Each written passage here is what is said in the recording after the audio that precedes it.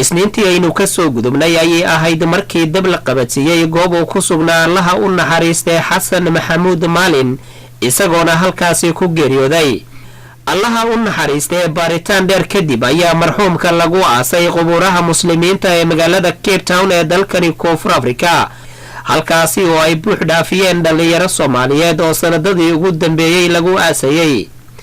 markii uu aaska soo gabagaboobay ayaa dadkii ka soo qayb galay waxa ay ka tacsiyeeyeen geeridii naxdinta lahayd ee ku timid marxuumkaasi, iyagoona alla uga baryay jannatul firdaws.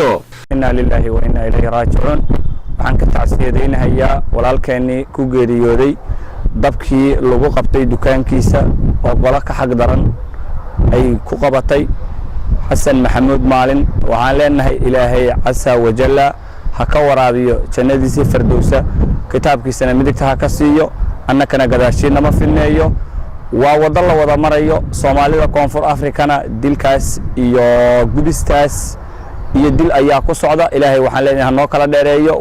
waxaan u tacsiyeynayaa muslimiinta kulligood walaalkoor baxay si guudan ugu tacsiyaha qoyskii iyo aqribadii wiilkaas xasan maxamuud oo ka baxan. waxaan ugu tacsiyeynayaa si ka sii duwan oo khaasa, iyagana ilaahay wiilkooda allah ka sabar siiyo, ilaahay gadaashiisa iyagana ma fidnaayo.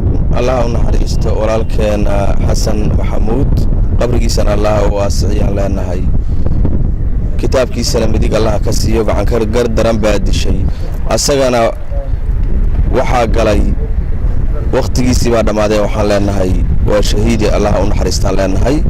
inna lillahi wa inna ilayhi raaji'uun. waan ka tacsiyadeynaynaa walaalkeen xasan maxamuud maalin oo maalintii shalay ahayd dab ku qabsaday dukaankiisa. ilaahay samir iimaan ka siiyo ehelkii iyo qaraabadii uga geeriyooday, annagana ilaahay gaasnaa fidneeyo. marka ilaahay subxaana wa tacaala jannada firdaws allah ugu bishaareeyo. walaalkeen xasan maalin ayaa u naxariisto dhammaan qaraabadiisa dibadda iyo gudaha joogta. waxaan leenahay ilaahay sabab laga siiyo.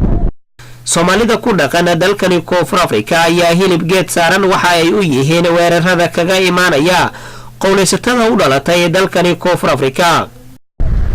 boqolaal Soomaali ah ayaa sanad waliba lagu aasaa qubuuraha muslimiinta ee dalkani Koonfur Afrika. xasan kaafi maxamed shire, telefishinka caalamiga Universal, qubuuraha muslimiinta Athlone, Cape Town.